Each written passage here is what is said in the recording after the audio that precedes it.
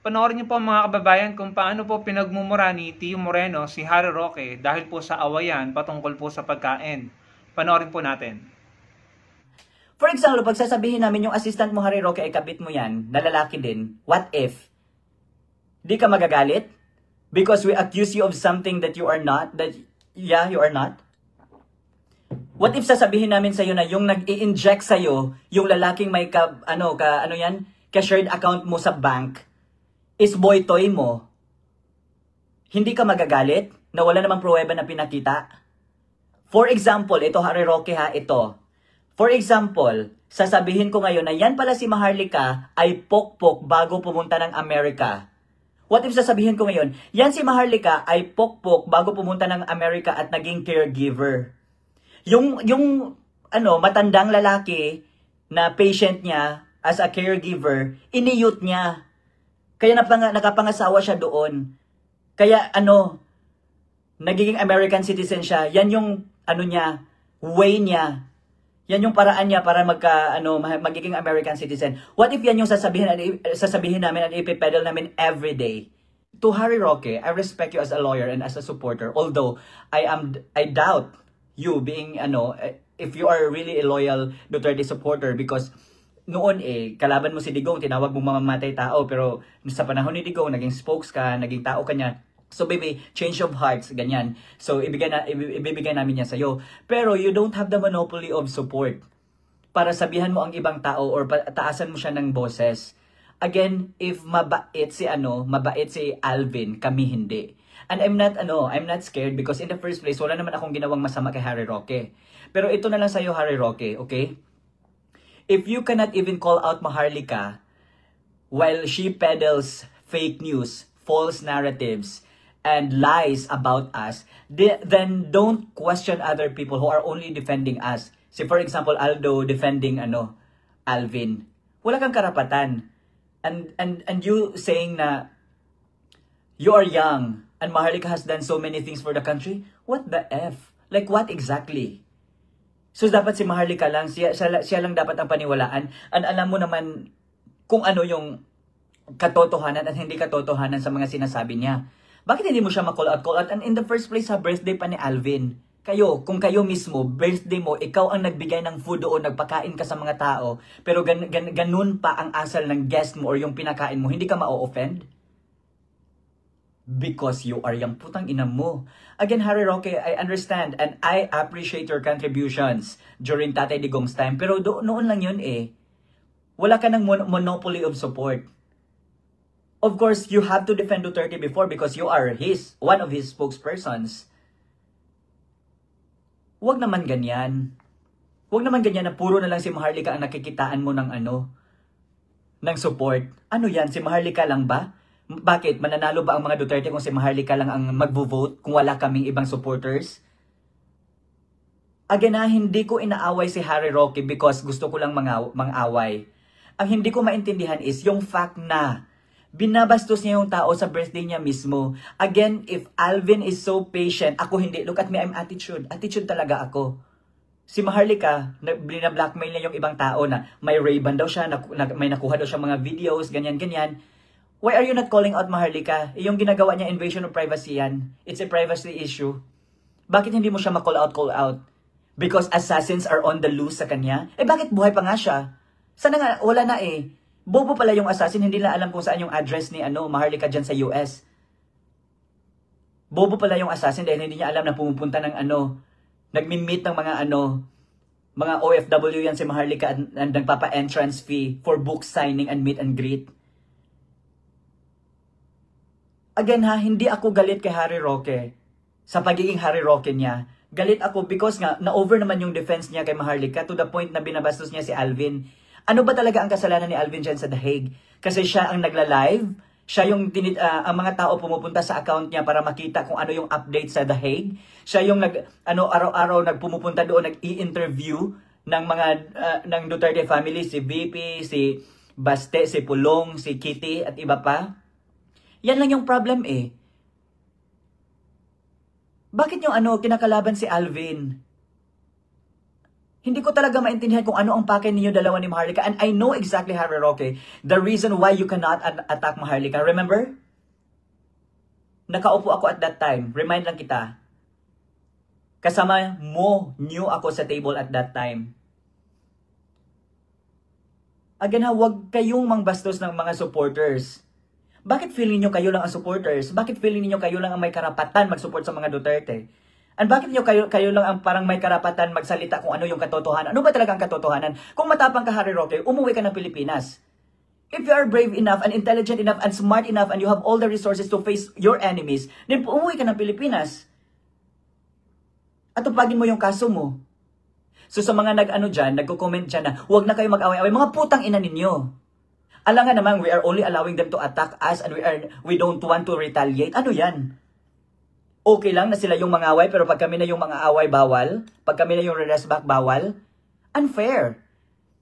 Mga putang ina nyo kasi, lahat na lang intriga. Tapos the moment na may intriga sa inyo, ang pinapa-comment nyo sa mga trolls sa inyo, huwag na kayo mag-away-away, dapat intindihin ng mga putang ina ninyong lahat. Hindi ko din alam ha, hindi ko din talaga alam kung ano ang reason bakit galit na galit yan si Maharlika kay Alvin. Pati si Harry Roque. Bakit? Dahil ini-interview ni Alvin si Kaufman? Sino ba dapat ang mag-i-interview? Ikaw, Harry Roque? Na-o-offend ako dahil tinotolerate ni Harry Roque ang pambababoy ni Maharlika sa amin. Bakit hindi pangalanan ni Maharlika kung sinong tao yung in-extort ko ng 5,000 for flight ticket? Ikaw, Harry Roque, hindi mo siya kinall out. May evidence ka ba dyan, Maharlika? Kasi lawyer ako hinahanap ko ang evidence. Wala kang ginawa. You let Maharlika do all the demolition job against us. And ngayon that we are retaliating, na kinakalaban namin si Maharlika, wag, because we are young, and Maharlika has done so many things, and assassins are on the loose. Buhay niya ang nakataya. Putang ina ka. Bakit buhay pa nga siya? Kung may naka-assign niya na assassin sa kanya, bakit buhay pa siya? Dapat sana patay na siya eh. Real talk lang tayo. Ano yan? Bobong assassin yan? O ano yan? Kung totoo talaga na may assassin sa kanya, naka-assign, so sayang yung bayad. Dahil until now, free pa siya pumupunta ng Australia, pumupunta ng ibang lugar, nagpapa-book sign at nagpapa-entrance fee. Yan yung taong sinusuportahan mo, Harry Roque. Just because you are a lawyer doesn't mean you have the monopoly of support. Huwag mo akong baklain dahil bakla din ako, ha? Huwag mo akong baklain. Huwag nyo kaming baklain. Huwag nyo kaming ibardagol kasi best in bardagolan din kami. I hope makakarating ito kay Harry Roque. For example, pag sasabihin namin ngayon ha, example lang ito. Again, example. Don't quote me on this. Example lang again ha. For example, pag sasabihin namin yung assistant mo, Harry Roque, ay kabit mo yan, na lalaki din, what if? Di ka magagalit? Because we accuse you of something that you are not? You are not? What if sasabihin namin sa'yo na yung nag-i-inject sa'yo, yung lalaking may ka-shared account mo sa bank, is boy toy mo? Hindi ka magagalit? Na wala namang pruweba na pinakita? Tapos ngayon, you are allowing Maharlika na linilabel sila Aldo, sila Alvin na mga NPA, na mga ganito, mga compromised na, napasukan na ng NPA. Sino ba kayo? For example, ito Harry Roque ha, ito. For example, sasabihin ko ngayon na yan pala si Maharlika ay pokpok bago pumunta ng Amerika. Example lang yan. Ano lang to? Situational. What if sasabihin ko ngayon, yan si Maharlika ay pokpok bago pumunta ng Amerika at naging caregiver. Yung matandang lalaki na patient niya as a caregiver, iniyut niya. Kaya nakapangasawa siya doon. Kaya nagiging American citizen siya. Yan yung way niya. Yan yung paraan niya para magiging American citizen. What if yan yung sasabihin namin at ipipedal namin every day? Hindi ka kaya mag-i-intervene at sasabihin, hey, yung sinabi ni Tio ay fake news, yun hindi yung totoo about Maharlika dahil ganito si Maharlika. 'Di ba? What if sasabihin namin na yan pala si Edwin Hamora ay may Ida Mirasol. Kaya naging ganyan ang katawan niya kasi may Ida Mirasol siya. without us showing any proof or evidence na may Ida Mirasol yan si Edwin Hamora, hindi ka magagalit, Harry Roque? Hindi mo kami i-call out? Pero pag si Maharlika mag-a-accuse sa amin or si Edwin Hamora gumagawa ng mga fake news about us, okay lang? Because we are young and Maharlika has done so many things for the country? Eh, putang ina mo rin. Nakikain ka pa ng humba tapos gaganyanin mo yung tao? Harry Roque, wag mo akong baklain. I was there. Alam ko. Kaya hindi mo yan maa-attack si Maharlika. Kasi hawak niya rin buhay mo. Dahil sa mga expose na yan. O expose, anong nangyari sa expose ngayon? Wala na. Nasaan na yung expose ni Maharlika? Puro na lang intriga. Puro chika ni ano, ganito kasi yon. May alam ako, puting ahas. Putang ina, sino yung puting ahas mo? Kaya ikaw, Harry Roque, mag-ingat ka din. Kasi pag hindi mo na mabigay ang mga demands ng Maharlikang putang inang Maharlika na yan, ikaw ang isusunod niya. And alam ko kung anong bala ni Maharlika sa'yo. And I know kung nakikinig ka ngayon or kung may nakapagsabi man sa'yo, alam mo din kung ano ang bala ni Maharlika sa'yo. Baka nakalimutan mo, nagiging national scandal yun eh. Remind lang kita, just in case matauhan ka at mapagsabihan mo si Maharlika. Sino ba si Maharlika? Russian spy na kailangan ng assassin? Tapos naniwala ka sa ano niya, sa story niya na may assassin na naka-assign sa kanya. Eh ano, kinontak siya ng assassin. Hey Maharlika, papatayin ka namin. Yan yung sabi ni ano, ganyan. Guni-guni. Again, 2025 na guni-guni pa rin. Ganyan talaga, basta minukbang mo yung ano, chocolate na may marijuana sa ano, Netherlands.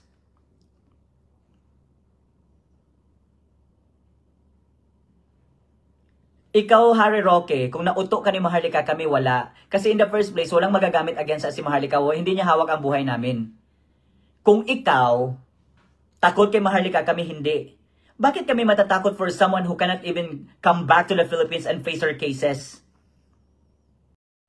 Ayun mga kababayan, grabe no, ang lala nila. Wala po talaga silang pinapalampas, no? Lahat sila kahit konting, alam mo yun, ang liit-liit na issue, pinalaki, at yun, nagmumurahan na po sila.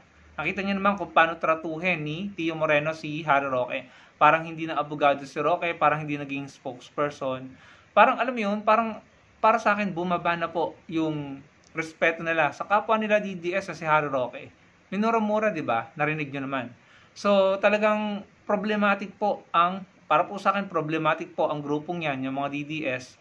May mga attitude na hindi maganda, tapos ipoproject nila sa iba, sila naman itong sasama ng ugali, no? Talagang dati ayaw sa cancel culture, pero sila itong nagka-cancel kay Vice Ganda. Talagang mga hypocrite po talaga at double standard, at talagang may mga ugali na hindi kaaya-aya. Narinig niyo naman po mga kababayan, hindi po ba? Ako po, hindi niyo kakaringgan ng ganyan, hindi niyo po maririnig sa akin na nagmumura ako ng ganyang kabalahura, kabastos, no? So kayo na lamang po humusga, at kayo na lang po magbigay ng inyong opinion sa mga narinig nyo kay Tio Moreno. At wala na, ibang-iba na talaga ang tingin ng mga tao kay Harry Roque. Dating human rights lawyer, spokesperson na iginagalang, UP professor, abogado. Pero dahil sa mga pinagagawa niya sa publiko, bumaba na ang tingin ng mga tao sa kanya na wala na yung respeto sa kanya. Ano po masasabi nyo? I-comment nyo lamang po sa baba at pakilike po ng video at magkita-kita po tayo sa susunod kong video. Salamat po.